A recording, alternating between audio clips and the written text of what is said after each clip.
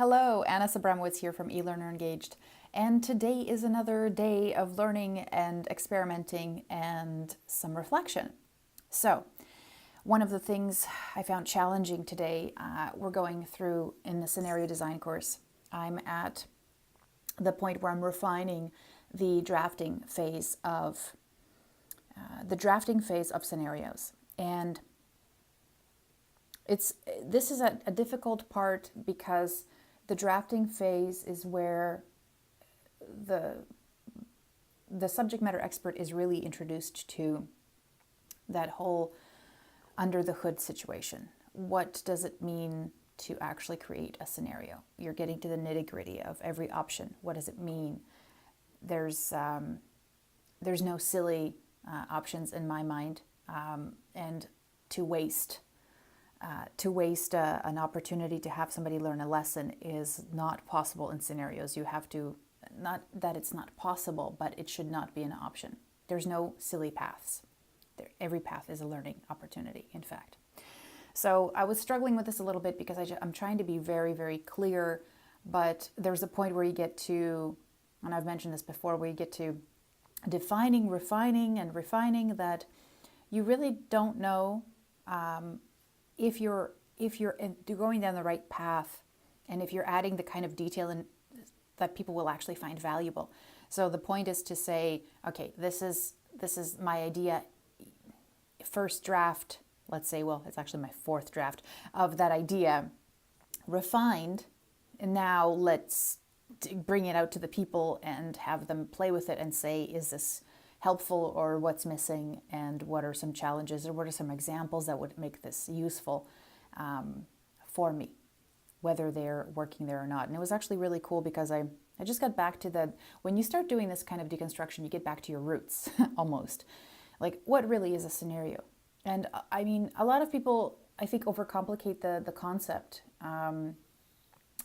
of scenarios. That scenarios are really well phrased consequence games, but really what they are is most times a multiple choice question with a really good consequence, and then those decisions, basically that's what you're asking the learner to do, are strung together to create a sequence of decisions that sometimes need to be made in sequence, in the right sequence, or influence how the next step moves forward or not. I mean, really, sometimes, like broken coworker, you can have definitely some expectation that somebody is making better decisions over time through the feedback that they're getting, through the consequences that they're observing, in fact. However, and kick them out if they are not getting that benefit. However, and I've said this before, that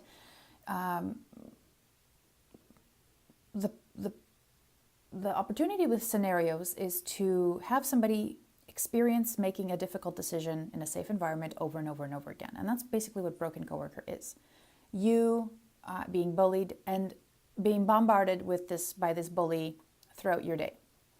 If you don't do very well, you get kicked out. If you are doing well, then you just get to continue on and get the corrective feedback at the very end, which really is just advice on, you know, how you could have done things better, maybe consider it from this point of view, or did you see how consistently continuing this behavior leads to this outcome, and continually doing this behavior leads to this outcome, right? And I think that we overcomplicate things by saying, okay, well, what about being adaptive? What about having, you know, after the third one, the bully should back off, or the bully should adjust their approach, or they shouldn't be so bullying anymore. And that's not I feel helpful to the learner, because the learner is there because we want them to be better at handling difficult situations. We're not there to show them necessarily, or to think from the bully's perspective or the realism perspective, to say that if you get these right, then the bully backs off.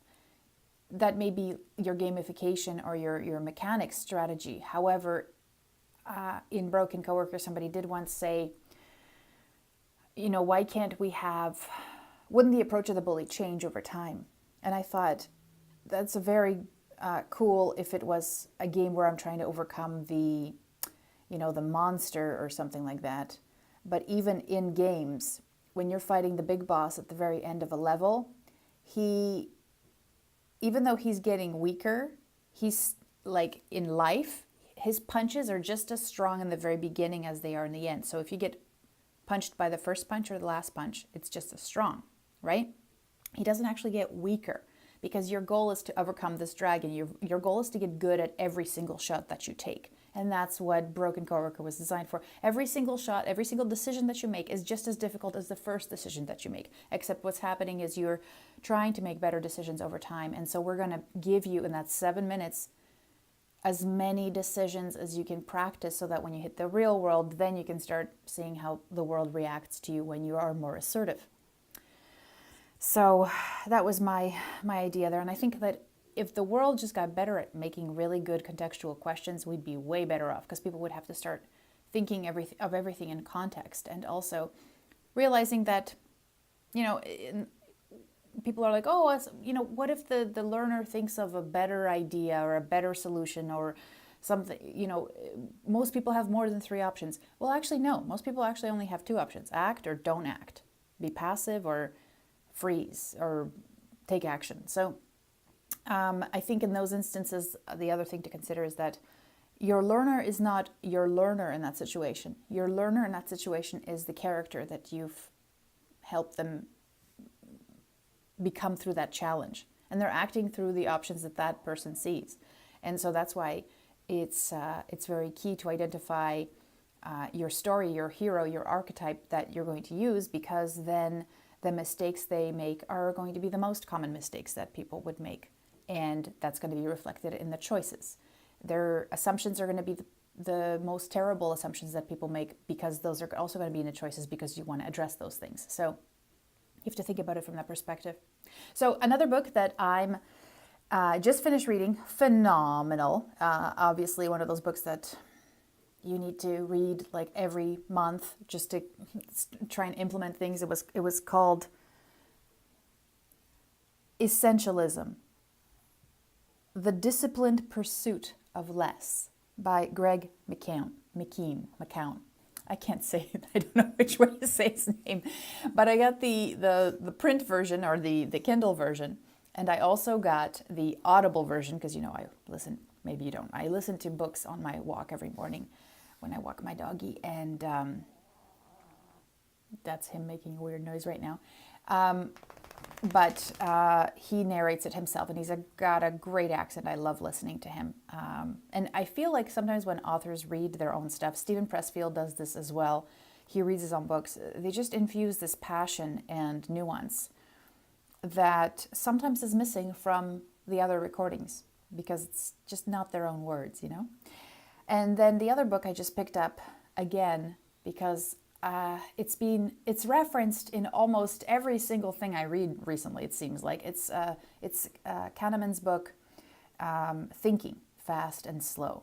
I'm going to reread that book and just go chapter by chapter and just reflect and implement. I've read it twice already, but that was just a while back, and I drew some really great lessons from it. And then I gotta go back and revisit. So I'm just wondering, do you have a book that you revisit, or you want to revisit every? Let's say some people revisit a book every year or every quarter, because you never get that lesson that you want. You can't apply it on first attempt. It just takes time.